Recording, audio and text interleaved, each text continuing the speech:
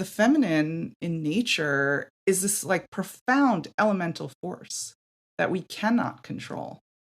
And if we're not really in the flow of that, we might be angry about it. We might be afraid about that. We might be disgusted. Like life is messy, like birth and menstruation and nursing, like it's messy. And so like inside every sweet goddess is a Kali. And so shout out to Alexandra. The big hormone Enneagram.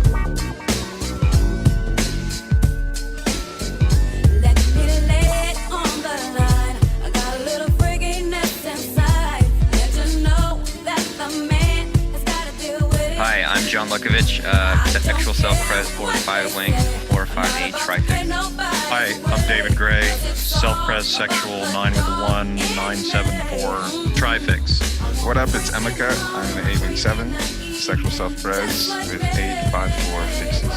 Hi, I'm Nancy. I am a self-pres social 3, wing 4 with a 3-6-9 trifix. If you like our podcast, guys, make sure you go like and subscribe on the Apple Podcast app. And if you really like us, you should definitely leave us a review. Buy my book, please, and then leave reviews. And, I just got past like 2,000 books sold mark, so I don't know if that's good or not very much, but it feels good. And so, I want to keep going, and I'm working on kind of a new book, so please keep buying. What else we got? Let's see. David's Trifix booklet, Archetypal Guide to the Trifix. It's available at Enneagrammer.com, $12. DAA Dark Arts Academy. Learn how to use the language of the Enneagram by experiencing and practicing with the concepts that we're learning here. I think we've been doing some videos on more topical stuff, like exploring wings of certain types. That's cool. So join that. What else is going on? Yeah, Josh has all his What It's Like to Be You podcast out. That's a really good library of actual good exemplars of people actually those types instead of all the trash that's out there. Yeah. So, first of all, Nancy is fucking back. She's back here with us again. Back, baby. Y'all thought Nancy just ghosted us. Nope. We hunted her down. We found out she's hiding in the Netherlands. Thousands of miles away. But today we are with my friend Julie Harris, who we're really good friends, and we did a lot of work together on something called New York Enneagram, where we were teaching workshops here in New York City and online stuff. And I just think Julie and I had like a really great, just creative, collaborative relationship. And we kind of stopped doing New York Enneagram stuff when the pandemic started, or something around that era. And started working on divine feminine, using archetypes to explore the feminine. And I don't actually know very much about this, but I heard from different independent people that like just how cool this was. And a while back, we had Julie and I's friend Curtis on to talk about men's stuff, men's inner work.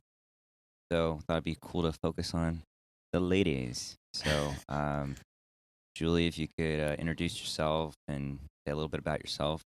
Yeah. So, hi, I'm Julie. And I am a coach and an integrative breathwork facilitator and an Enneagram teacher. And I'm also certified to teach yoga, although I don't do straight up yoga teaching much anymore. And my work is really about bringing things into form, which is what the feminine is about. Bringing the immaterial into material form, and all the ways, from how it gets conceived and gestated and birthed and nourished and sustained and then reconstellated into something else.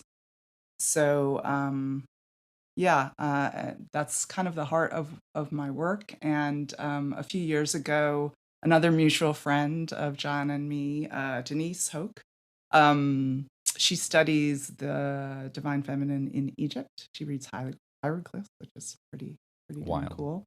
She and I started talking about the feminine and how we could make a connection between the feminine and the Enneagram. Because I've done a lot of study of Indian philosophy, and we started talking about it, and there was sort of like this immediate connection.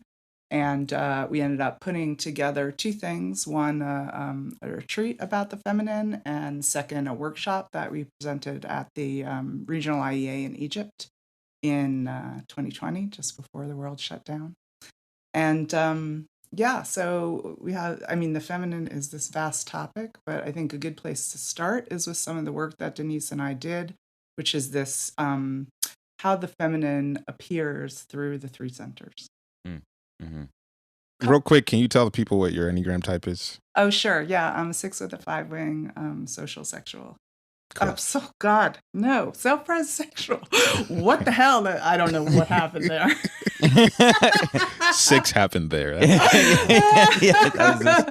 Complete brain fart. It's just like I have so much material. Totally, like I've been preparing for this.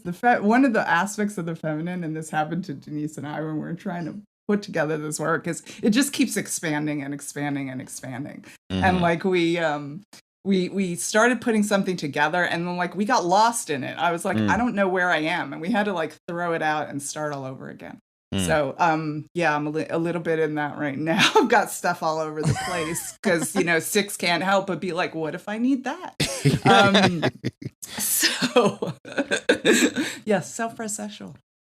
Ladies be expanding. Yeah. Exactly, totally. So yeah, like what was the impetus to connect the Enneagram and the feminine? Like what did that seem like a thing that needed to be made into form? Yeah. Well, I think they're both pieces of work that are important to both Denise and I. And we live in a patriarchal culture. And so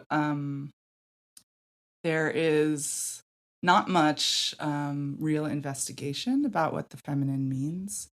And we wanted to bring that more explicitly into the Enneagram world.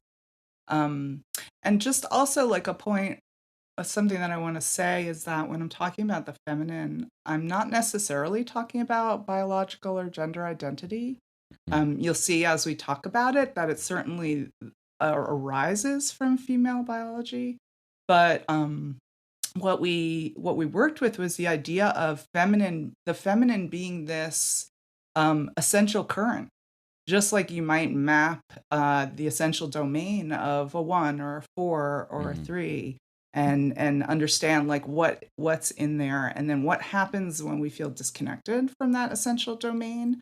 Like how do we contract? How do we react to that loss of connection?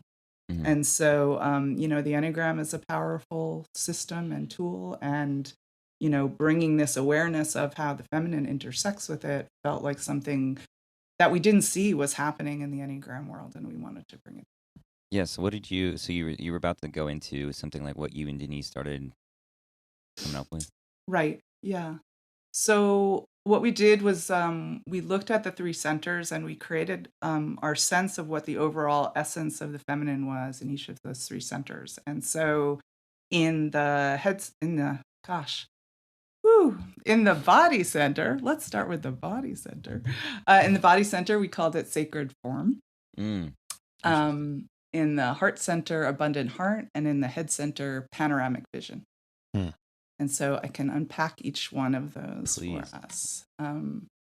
Okay, so in the body center, sacred form.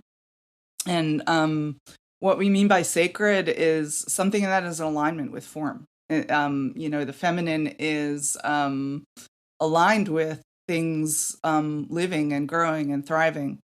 So so that takes a number of faces when we look into that more deeply. And so one of the first goddesses or principles around sacred form that we looked at was Hathor in the Egyptian pantheon. And Hathor is often called the cosmic matrix, right? She kind of like births the spiritual principle and form into being.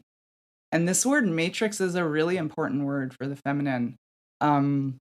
It is the Latin word for womb. Mm. And from that root, we get words like matter and material and mother.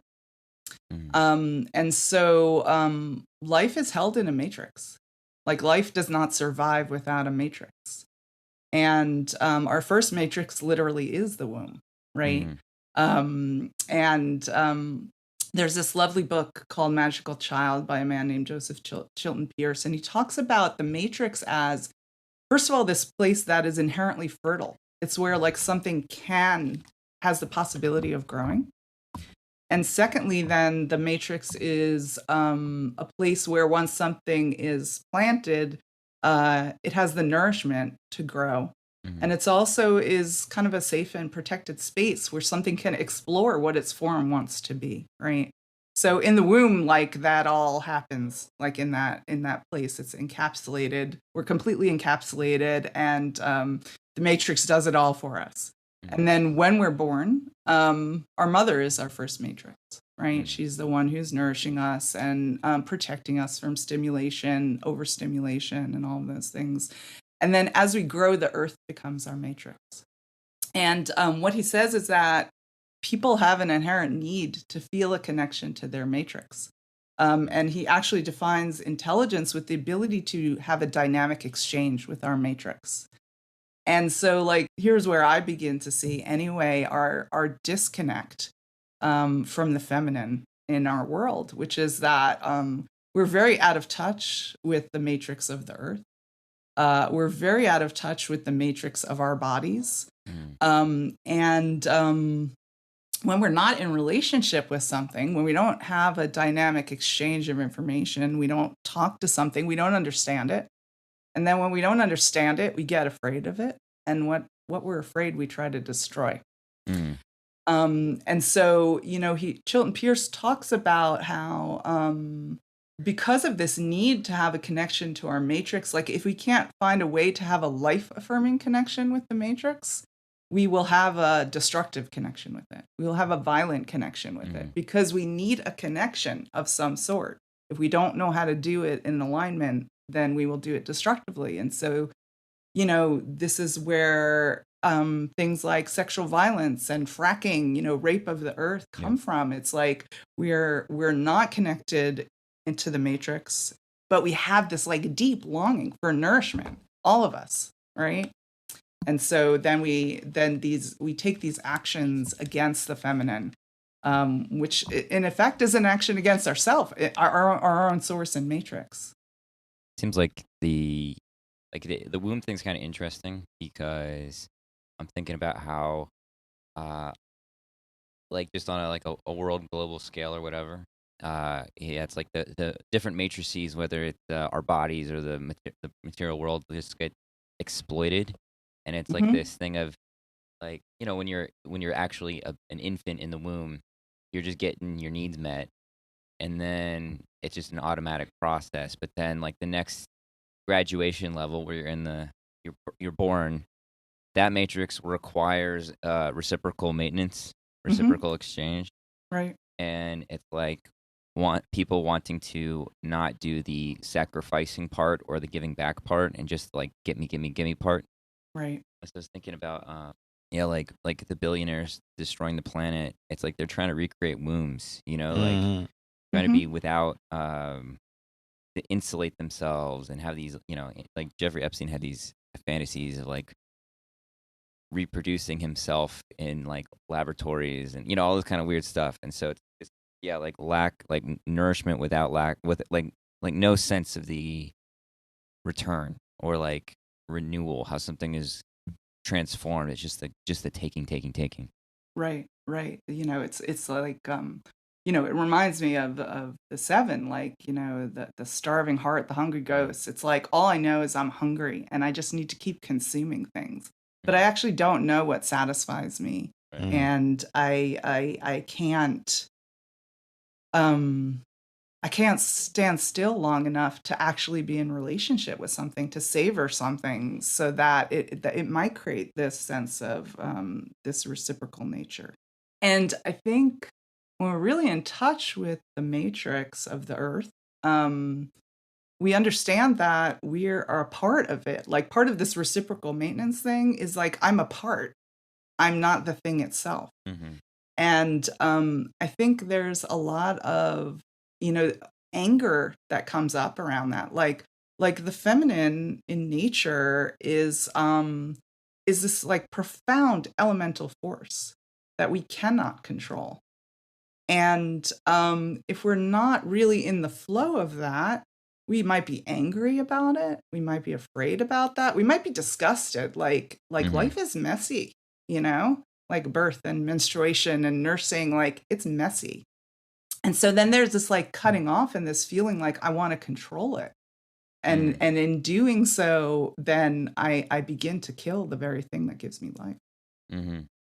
So in terms of connecting it to goddesses, like, was it just using goddesses as a kind of lens to highlight these archetypal dynamics? Or was it like I would just imagine somebody listening might go, are the goddesses related to the types or something like that? Or is it just like an archetypal lens to unpack these kind of archetypes and concepts? Yeah.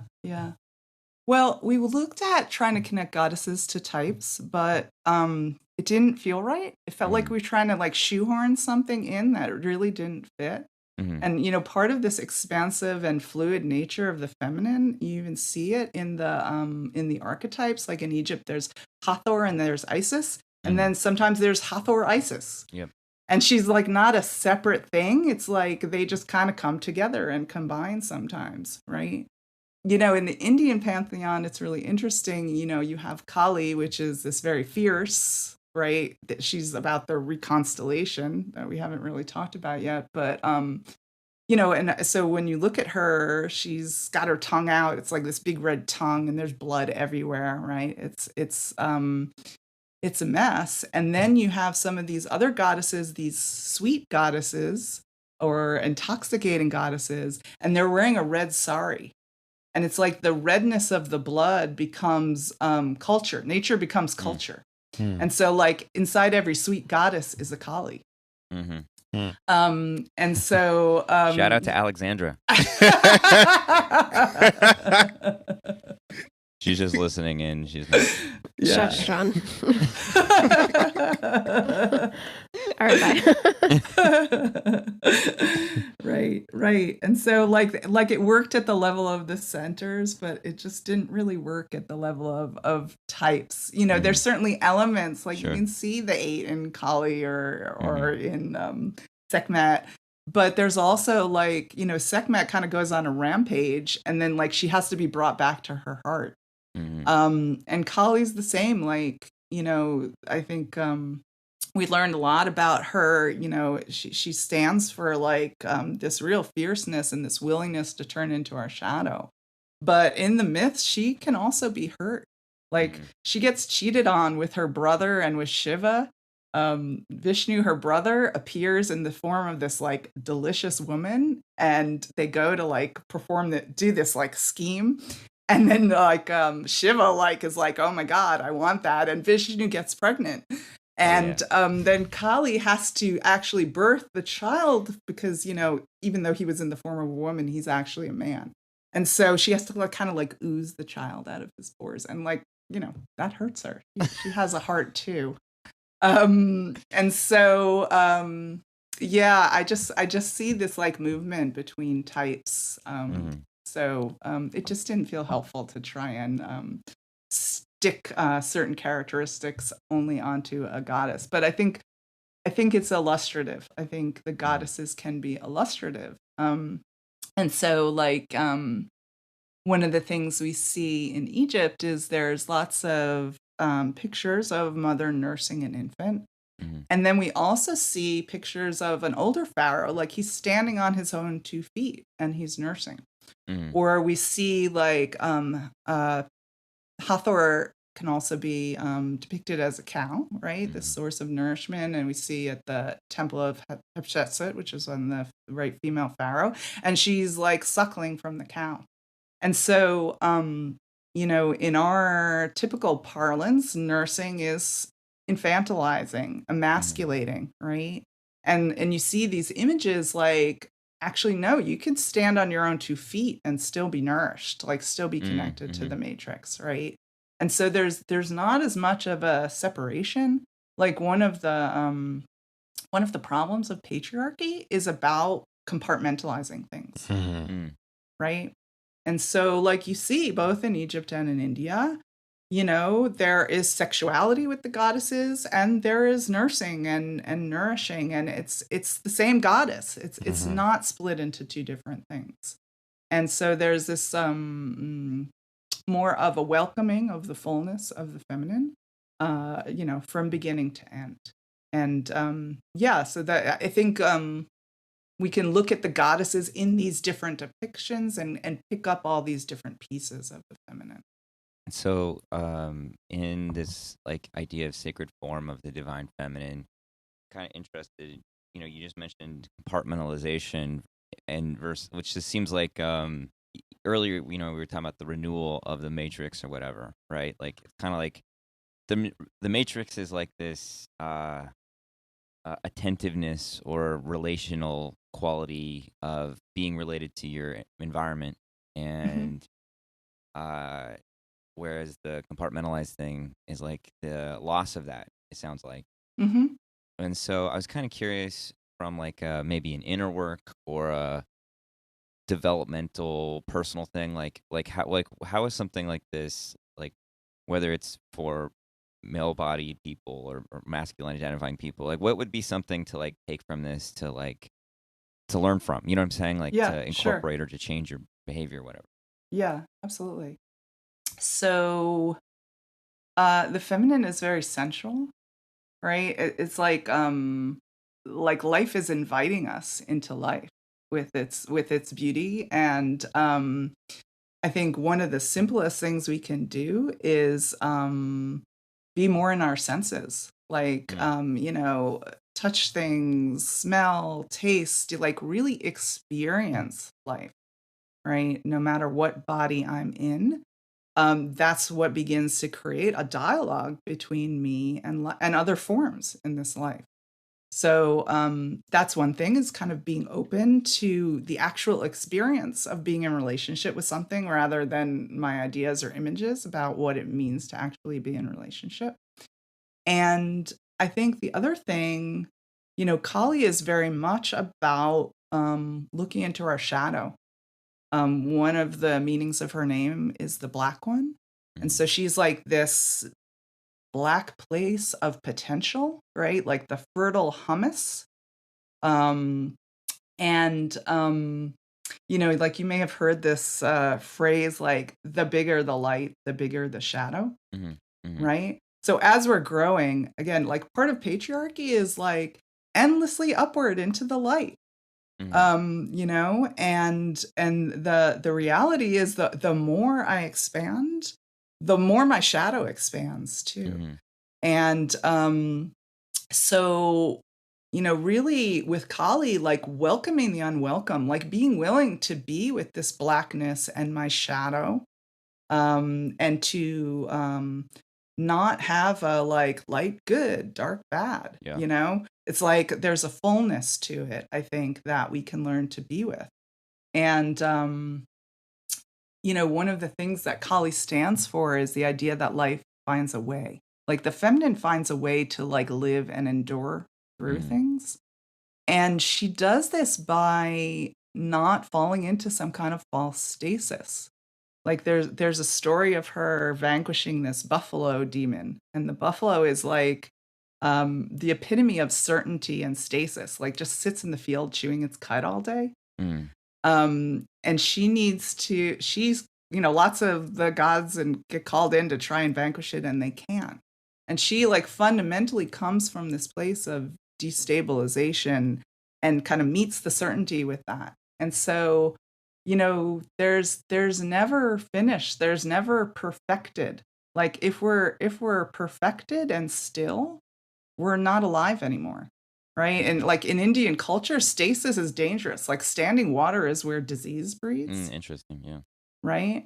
And so I think one of the things to struggle with, and something I struggle with too, raised in this culture, is like, there is no ultimate perfection.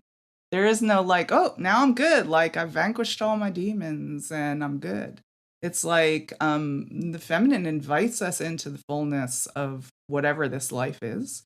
And like, how can we experience it and without judgments or expectations, like really just receive it, right? And this is one of the main principles of the feminine is, as you're saying, John, the reciprocal maintenance is about receiving and being received.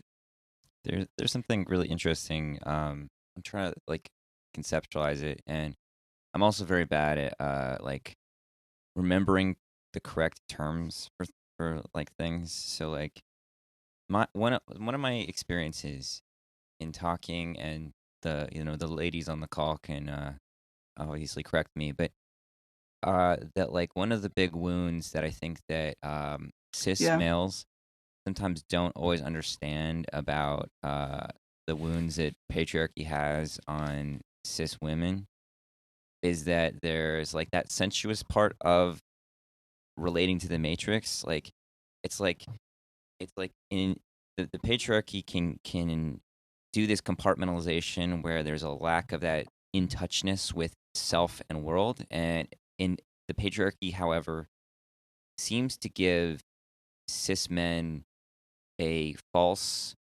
direction and guidance that's kind of in the area of exploitation of some kind, of like getting ahead or doing business or getting laid or something like this. But that a lot of the wounds that I've heard cis women speak to has been like a lack of being in touch with themselves, like, and how their attention has been directed toward basically the needs of cis men. Am I making sense? Yes. Um, I mean, you're making sense to me. And I'm not saying that like cis men are more in touch with themselves, but I think that there's a directionality that is offered by the culture that can give a false sense of being in touch with something. Does that make sense? Yeah. One thing that made me think of is kind of part of what Julie was saying, how there's never really an end with the feminine. So if you think about, if you go to the broader thought of capitalism and how basically American capitalism is set up, it's set up in this 9 to 5 day and night, 5 day a week kind of cycle. Whereas that works for a male body. But if you think of how a female body works, they work on a 28-day cycle rather than a 24-hour cycle. And there's never really an end. There is only like different sections of that 28-day cycle. So we are living in a world that's not really set up to benefit us and allow us to be within that never-ending cycle. It is set up for the male barriers of a cycle, if that makes sense. Yeah, so Yeah. it's like being pulled from your body's natural cycle into an artificial cycle, and sort of not even given a choice. Exactly. Right. And I think it's a good point that you bring up, Nancy, is that, yeah, the feminine is very cyclical. Things come around again. Like in the head center, part of the reason we called the head center panoramic vision is based on the moon cycle, is that, as the moon moves, you only see a facet of it at each point, right? And it's the moon. Actually, we never even see the whole thing, even when it's a full moon, right? It's a three-dimensional object. And it's like, can we be okay with like encountering the facet that we're in right now, and not trying to kind of like rush ahead or grasp for more? And so I think it has a lot to do with context, like feeling that context of being in a cyclical movement, a seasonal movement. And yeah, our culture tries to override that. Like I was talking about this with someone who had spent time in Japan, and she said when she lived in Japan, they only had strawberries 3 weeks out of the year.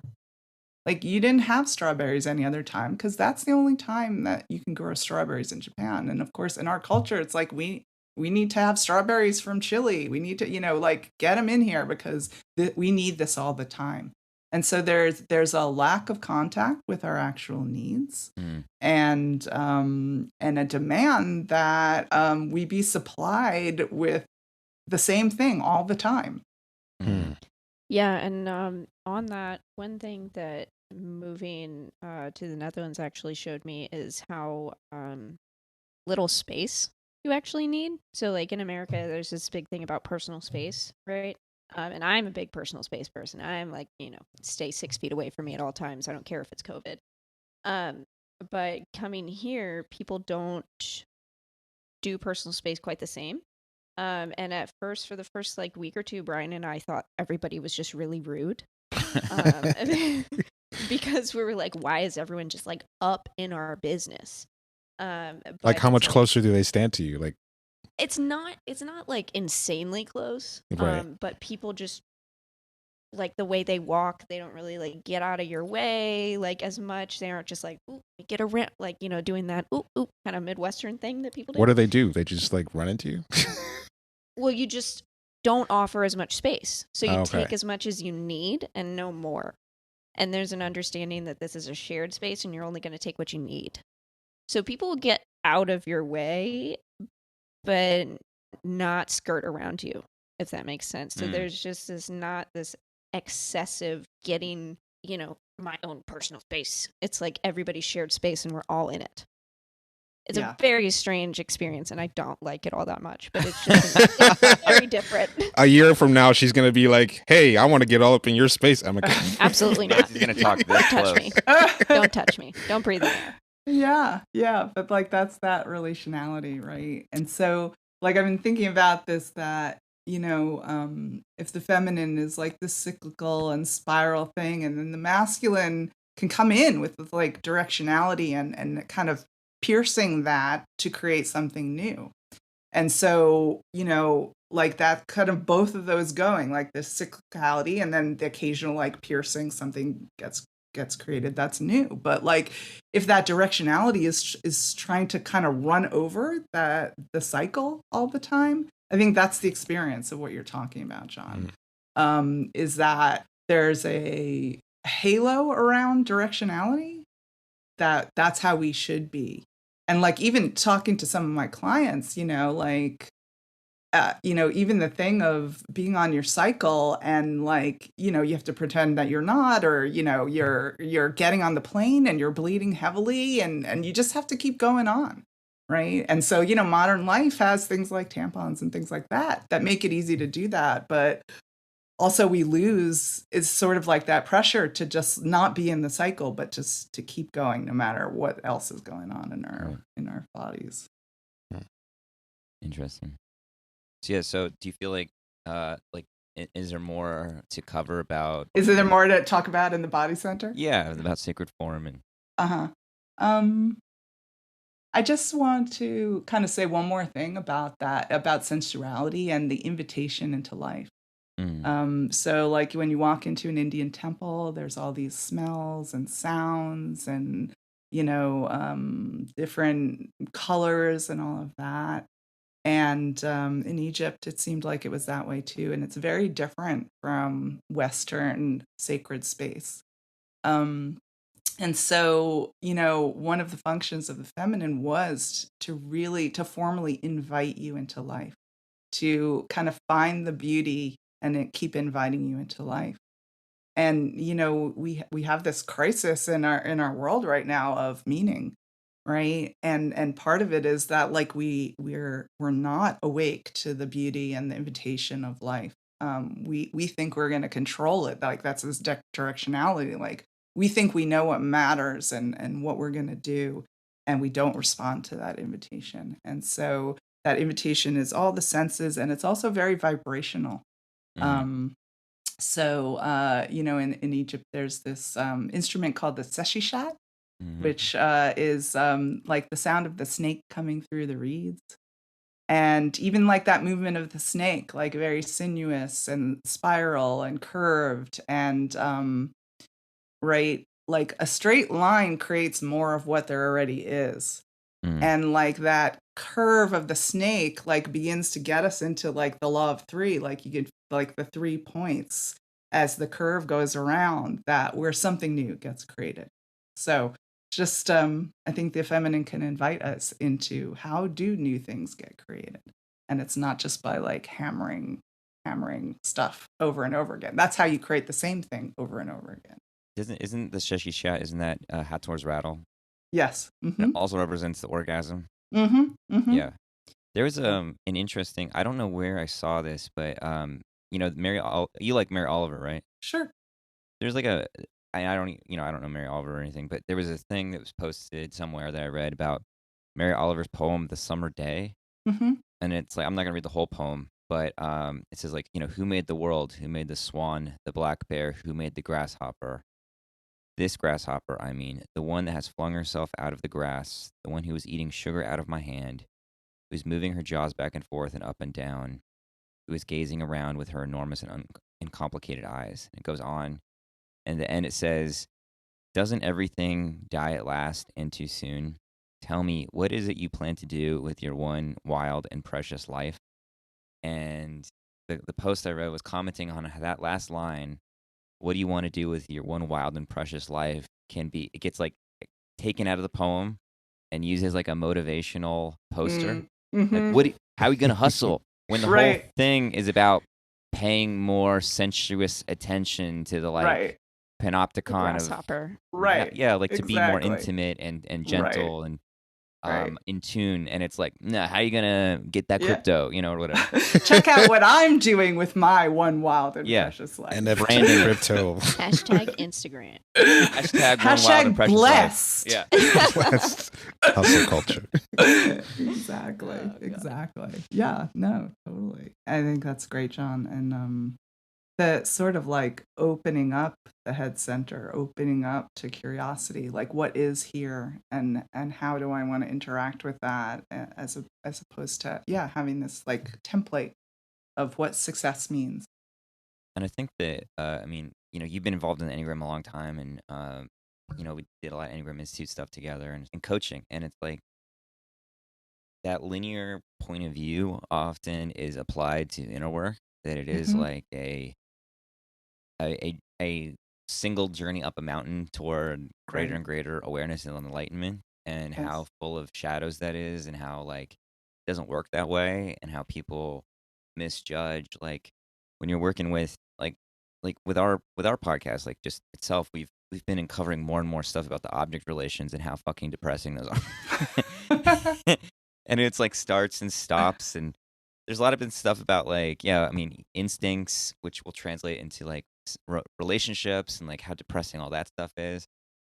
And so you know, I don't know, there's just this familiarity with how even like the like inner work really is like that quality of attention that you give that grasshopper in that poem, you know, like you're just like observing things and like, what is this, who made this, what did this come from, what's happening, and has this texture of becoming more conscious, has just a different flow and vibrancy than we imagine. Yeah. And it's just how much inner work gets co-opted, or self-development gets co-opted by a like it does have a linear point at certain points, but gets co-opted by a wholly linear kind of getting more awake. I'm getting healthier. You know, people always like, I'm a healthy 4 or whatever it is. It's like that kind of view starts to really damage the actual inner work. It's even like the sort of thing that happens where people just assume at the beginning of an Enneagram journey is to take a quiz. There's a bunch of questions, and a quiz is like a very linear, you could say masculine approach to this idea of uncovering what your type might be, which is a really complex psychological structure. Now becomes reduced to a bunch of questions, and it gives you a result, and that's where people start. And even like the whole process of typing feels very goal oriented. And I mean, everyone kind of starts that way, but eventually you see that the Enneagram is like a really mysterious sort of unfolding of all these different interlocking facets, and that you have to sort of get swallowed up by this thing to really get it. And, you know, with the pod, a lot of the insights we discover, it's kind of like we're like reaching around in the dark and we don't know where it's going to come from. but then all of a sudden we all kind of give birth to something that we didn't expect. Right. sure. Right. You know, so Yeah. it's like we don't know where it's coming from, and that feels like more embracing that sort of like unpredictable feminine energy. And I think because we've all been so conditioned to work in environments where we have to get linear results, that it takes a while for people to sort of give themselves up to the experience of letting something like the Enneagram penetrate them, which Yeah, it's really difficult, and and so influenced, I think, by religion, right? And so one of the things, like, transcendence is the masculine principle, and immanence is the feminine principle, and they can kind of happen simultaneously, and I think the more my experience in my own inner work is like they get closer and closer to each other. Like the more I work with it, like I have this huge something that feels like a huge opening, and like the next second, it's like down in the depths, and then down in the depths, and something arises from that, and so like that's the cycle, right? And so again, when we compartmentalize it, and we're like, all that matters is transcendence, then we're getting into like purity culture, and how do you define transcendence, and we're beginning to cut off all these pieces of what it means to actually be embodied in this form here. Nancy, Cool. did you want to say something? I was just gonna kind of put my 2 cents in, because I realized my brain was making it a very black and white thing to do. So for anyone else's brain out there that's like mine, I realized that I was creating the masculine into like capitalism and like money making and like hustle culture and that kind of stuff. And I think it's worth saying that as dynamic and interesting as the feminine is, the masculine is probably just as much. So just in a different way. Yeah. And yeah. I'm just saying that more for my benefit than anything else.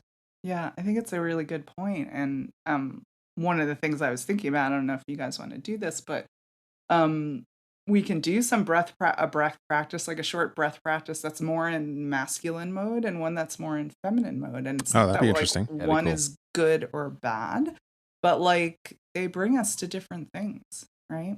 So are you guys interested in that? Yeah. Fuck yeah. Okay. All right, cool. All right, so let's start by just like bringing ourselves here, right? And you can play along at home if you're listening. So notice your feet on the floor or your seat in the chair, and just bring yourself actually in contact with the sensation of the floor, the sensation of the chair. Okay, and this is the first part of embodiment, is bringing ourselves into our sensation, and so that we can land, we can help our other centers land in the same place where our body is right now. And in both of these practices, I'm not going to ask you to change or shape your breath in any way, like it might move its own, but just notice, just breathe naturally and notice. So here's the first practice. I want you to watch your breath as it moves in and out of your body.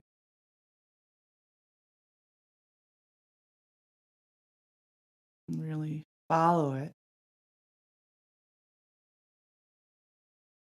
Observe it. Get curious about it.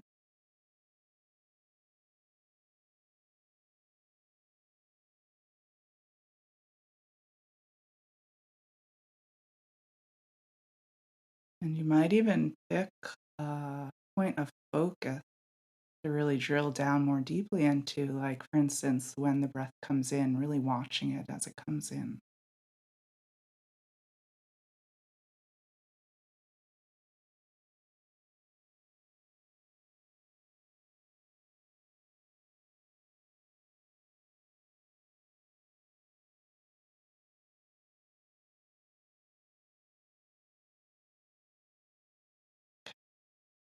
And then let that go.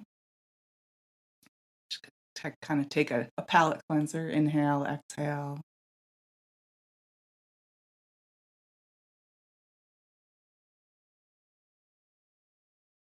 And so for this next practice, I invite you to really inhabit your breath. to sense how the breath comes in through your nose and mouth. What's the sensation of it? What's the sensation of it moving down your throat? What's the sensation of your body? You might notice the sensation of your belly or your rib cage expanding. And then noticing, inhabiting the sensation as the breath leaves you. And see if you can immerse yourself fully in the sensation of your breath in every moment, as if you're receiving something delicious,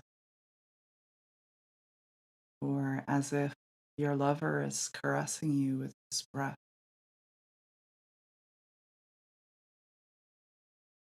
And inhabiting every sensation, every movement, every moment.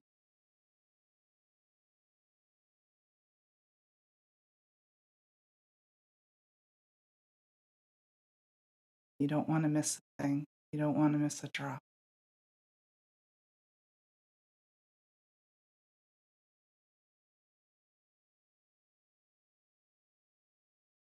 Yeah, and then just let that go.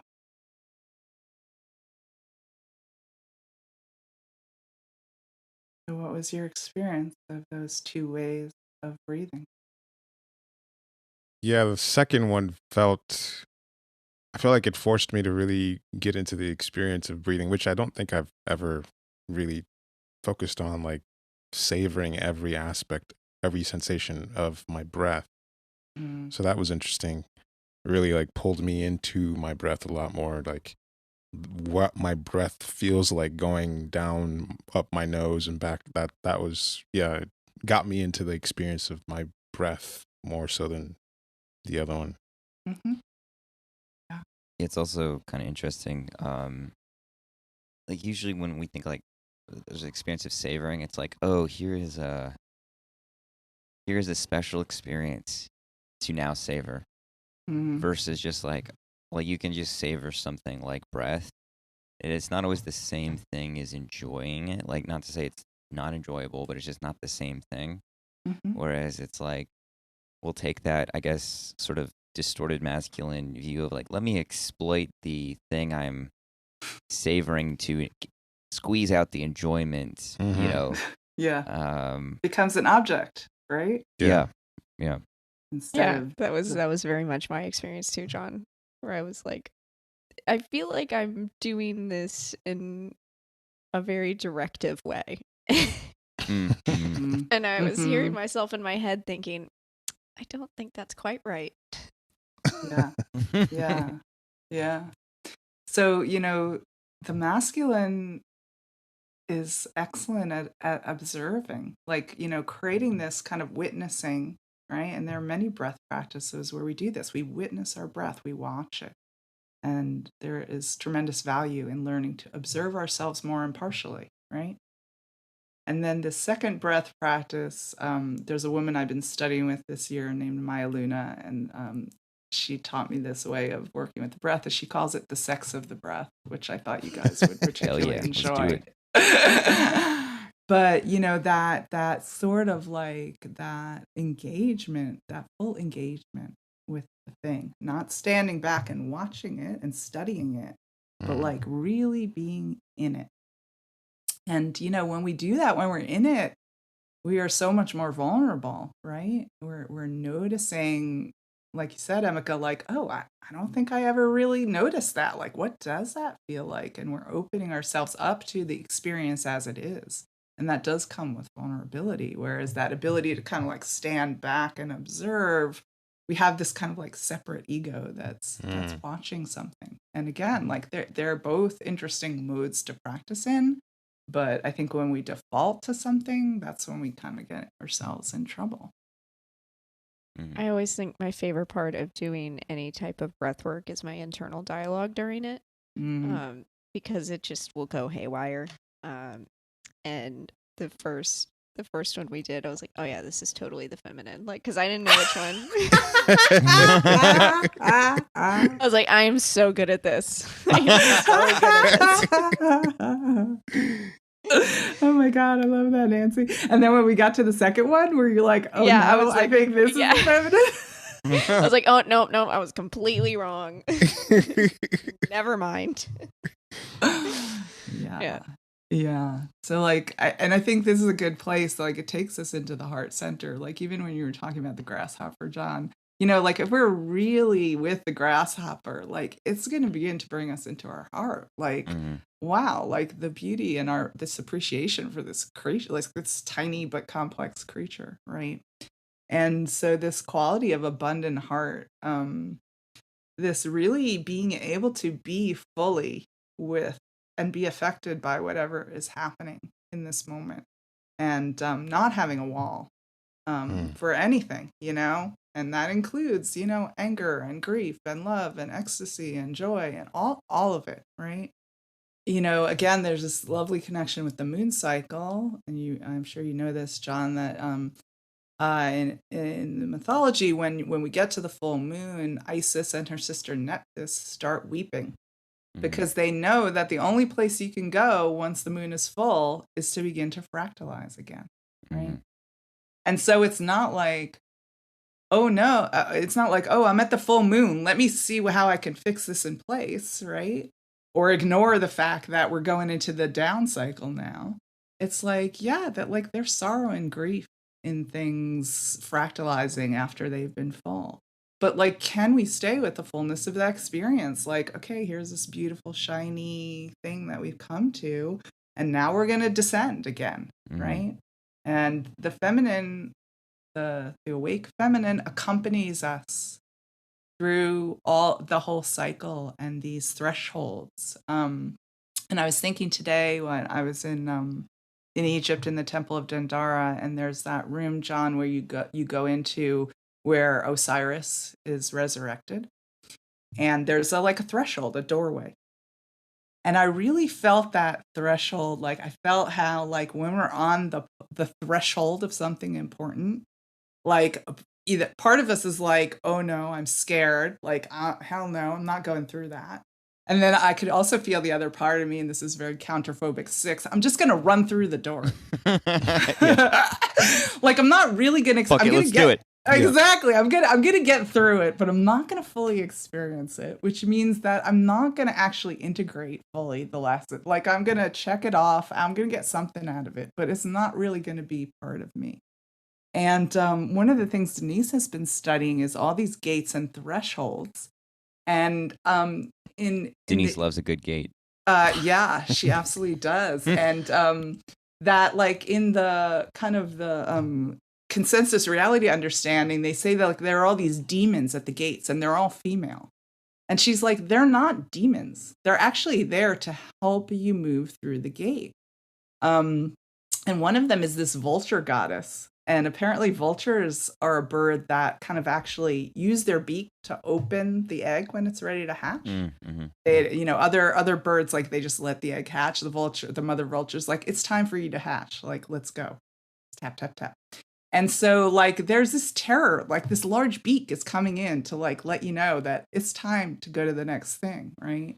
But she also, I hear Denise saying, she also describes the vulture as the tenderest of mothers. And so there's this sense that, you know, when we're in these cycles, when we're in these thresholds, that the feminine is capable of accompanying us there in our terror, in our excitement, in our fear, in our like hopes, right? And I think it goes back to that connection to the matrix. Like if we know that there's kind of something companioning us, like, you know, there's a lot of suffering in this life. And that's just the fact of being in a body. And we can try and be like, well, I'm not suffering anymore. Like, let me get rid of the suffering, and then perpetually feel deficient because like I'm still suffering. Or we can be like, well, there's something holding me in this suffering. Like I'm not alone in this suffering. And I think that's one of the things that being connected to the feminine in the heart can help us feel. Hell yeah. So, you know, this quality of abundant heart in the feminine is this deep listening to need. And that ability to receive the need and then to respond to it. And the word vulnerability, I think, I mentioned that before. I think it comes into play in the heart center. And the root of that word means capable of being wounded. If you're vulnerable, Ooh. you're capable of being wounded. That's nice. Yeah. And so the feminine understands that, again, like this life is a continual process of rupture and repair. And wounding. And there's another teacher that I'm studying with, Francis Weller, and he talks about the necessary wound, and that he would not wish on anyone an unwounded life, because there's no growth. There's no growth in an unwounded life, right? The wound is what opens us to encounter the fullness of our humanity. And so, the feminine knows this, and the feminine is okay with this, and welcomes our vulnerability. This isn't I don't want to interrupt too much, but this is an aside in referring to some of the stuff that we've been doing lately. For me, I'm not sure when I'll get a chance to say this, but I had in some ways reconnected with my parents, sort of like the path or the growth path for rejection types is going back and getting back in touch with some of those wounds that you've cut off from. And in a way, the experiences I've had romantically and allowing myself to be wounded in a romantic space has really paved the way for me to be able to open back up to having conversations with my parents that I just decided at a young age that were never going to happen. And so it just sort of happened. I just realized recently that I can have conversations with my parents that I had cut off from a long time ago. And what paved the way from that was opening myself up to being wounded and coming through the other side of like, oh, wow, this is actually, it doesn't kill you, but you actually become more of yourself and you're more connected with yourself because you're not compartmentalizing from, okay, yeah, that hurt. I'm just going to forget that exists. Now it's like, yeah, that hurt. And it's okay. And, my parents hurt me when they did this and that. And, for example, when I was a kid or a teenager, my first girlfriend, they basically completely sabotaged the whole thing. And so as a sexual type, it was kind of like, never again. You're all will never be part of my romantic life whatsoever. And so I've never had a conversation with them about anyone I was dating. And I'm almost 40. And so in this last year, that actually happened because I just did it. And I realized, yeah, I am more open because I have allowed myself to be wounded, and reconnecting with the parts of myself that I felt wounded or I cut off from in some ways has really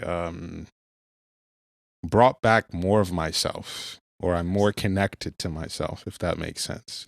Absolutely. So, yeah. Thanks for that, Emeka. I think it's a beautiful example because, if we're in relationship with people, we will be wounded and we will wound others. And one of the things that we're supposed to learn when we're young is that we can stay in relationship even with that, right? And that we can hate people and be enraged. And the child and like mom and dad still love you. Right. And so I don't need to be perfect and I don't need them to be perfect. And that's a really hard thing to let go of. A few years ago, I did this workshop on called Letter to My Mother. And it was really interesting because one part of it asked us to list characteristics of your actual mother, and then list characteristics of mother, like the ideal mother. And it was so interesting because I was like, oh, wow, yeah, my ideal mother has no needs. She only is there for my needs. And to kind of begin to put together, this is a real person just like me, and she's been wounded too, right? And I think the way we feel about both of our parents, but since we're talking about the feminine, the way we feel about our mothers and what we ask our mothers to carry, like imagining some kind of archetypal perfection from them. And as long as we're holding on to that wound of like, because I didn't get the perfect mothering, yeah, there's parts of us that we're not encountering, and we're kind of fixing ourselves in that very young space. Yeah. But that's been a big thing for me. Just as a rejection type, what you said, really, the way that you said it about getting in touch with the feminine is allowing yourself to be wounded. That's a big deal. Yeah. That's a really big deal. It is. And I know, like, I feel into like the 3 part of me that feels like I'm just going to skip through life and never get caught. I'm just going to I don't know what you're talking about. I'm just going to be the shining golden whatever and not get caught by all that stuff, that junk that other people have to deal with, right? And this is like not actually being a part of life. This is a separation from life. Yeah, I mean, I feel like this topic calls us into the 4 space, like vulnerability, intimacy, right? Intimacy is delicious, and it also means we let ourselves be open to being hurt. And that's a real human experience. Talking about, like Emeka is speaking to rejection. I mean, anybody, but, specifically we've been talking about rejection in a very deep way. And, the 8 thing in all of us is like, I'm not going to get touched or hurt. Right. Or if I am touched or hurt, it didn't hurt me. Right. It's like a pulling back even further. Like, that's not, But I remember, and I've mentioned this before, but my friend Alex Giroux, who's a 2, one time we were just talking, and I said something about how it's just a fact of existing that we're going to hurt people. And she just started like bawling, like just uncontrollably bawling. And I know that 2 has this thing of how they're not being hurt. There's also, like, I think maybe more to the core or in the mix or something is like I can't wound others, or I'm not the one that can wound others. And by trying to take myself out of the mix of life that inevitably leads to wounding others, I wound others because I'm trying to manipulate in a certain way. And I thought that was an interesting, whether it's 2, 8, or what, rejection or universe, whatever, that kind of, it's the same thing. It's like if you try not to be hurt, you will still be hurt. If you try not to wound others, you're still going to wound others. It's just like there's a certain percentage of wounding that we must do in a certain way.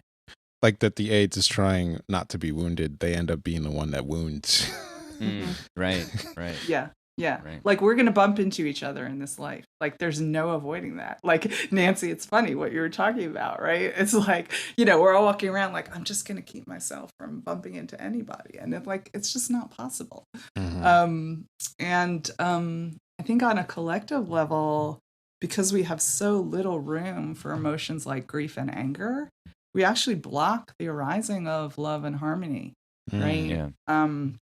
It used to be in the old days, and still in some cultures, that there were like groups of women whose job it was to mourn, right? Yeah, like they show up at the funeral and wail.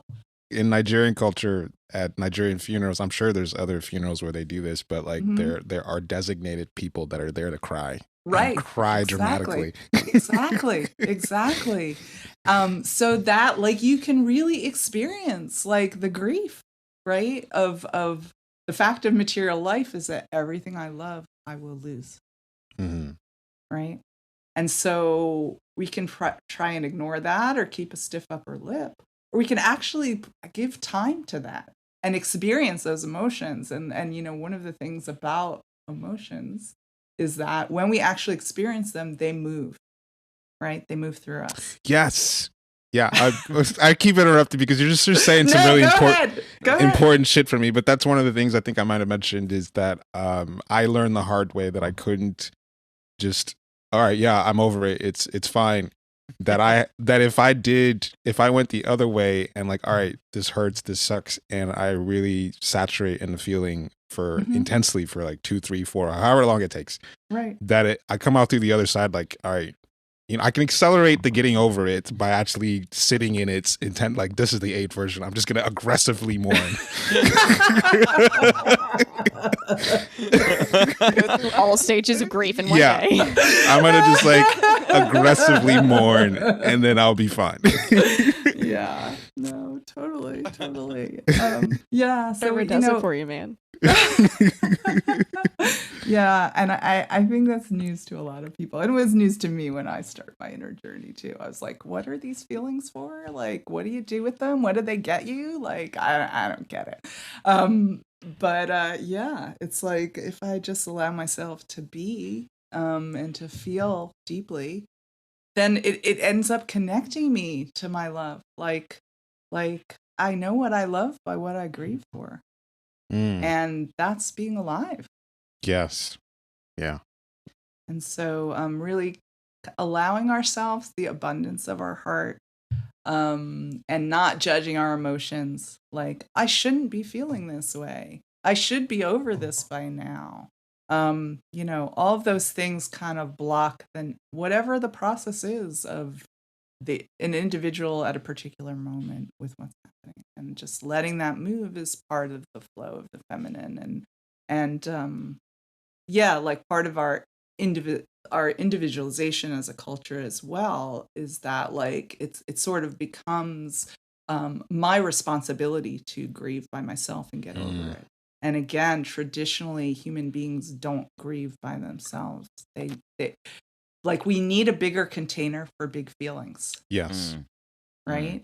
And so part of the work that I've been doing with Francis Weller is around community and initiation, and how do we kind of recreate some of the connectivity that enables us to be with the largeness of our human form. I want to thank my brothers here and sisters who've helped me mourn through some episodes of my life. Always, man. It's an honor. No, I feel like that's been real. I had my like one of my oldest best friends, Colleen, was in town, and we haven't had a lot of like just one-on-one time. And we were talking about how like in high school it was like me and Mary and Colleen were like just super tight. They're the ones who introduced the Enneagram to me, and our friendships got like super like personal and real and sincere, and in a way that we were kind of like noticing, like looking around, like, man, people don't really have real connection. Like even good friends are just like, people in romantic relationships, there's not a lot of actual like connecting. And so like, I mean, with this, just those of us just like here on this call and stuff, it's like we've just been so like deeply involved with each other and like touching each other and changing each other, and like so it's like the substance of ourselves has been mixed up. It's not, and I usually when you hear about that kind of stuff, it's like people wounded each other a lot, and then they just get over wounds, but there's not a lot of like mutual healing and growing in a certain way. And I feel like that's something that we've been able to like just naturally happen because of our shared love and passion for real stuff. It's been really cool to see how people in the group have, I guess with the example of this pod, of having real conversations about deep the Enneagram uncovering layers of ourselves, that people have formed their own little pods of intimate groups, because everyone wants this on some level, to be deeply connected to someone who, and the Enneagram gives you like a platform to be able to explore and have real conversations about ourselves. So Totally. Yeah, that deep nourishment and belonging that we're really longing for. Yeah, wonderful. It's a good spot to stop. Yeah, cool. Totally. Thanks for coming on, Julie. Sure. Yeah, thank you so much. Yeah, we can do this again next weekend if that's... Yeah, you want to do the same time next weekend, Julie? Let me just check. Also, while we're putting that in there, if you want to work with Julie or reach out to Julie or find Julie, her website is riverbendcoaching.com. Yep. Right. Okay. Yeah, I can do same time next week. Cool. All right. All right. Thanks, See everybody. you guys again. All right, guys. Bye. Great podcast back. Bye. Everybody missed you. There were a couple threads. Like, where's Nancy? Yeah. Oh, that's sweet. I was waiting for a message to be like, "See, those men kicked you off." Damn boys. People are too scared from the last time they said some shit like that. We know what happened. I put them right. Yeah, that was They really still funny. aren't done hearing about it. Light your ass on fire. Don't talk about us. Man, yeah, I missed you guys. It's nice to be back. Good to have you back, Nate. Well, I'll talk soon. All right, guys. Later. Bye. And we know what you think about God. You paint yourself.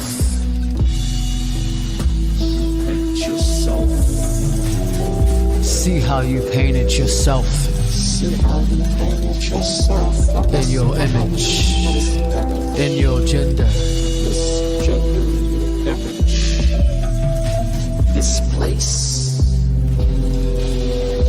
Because who would believe you? After all the madness. If you knew how many times it took me to get here. To this place. Right in front of you. This place.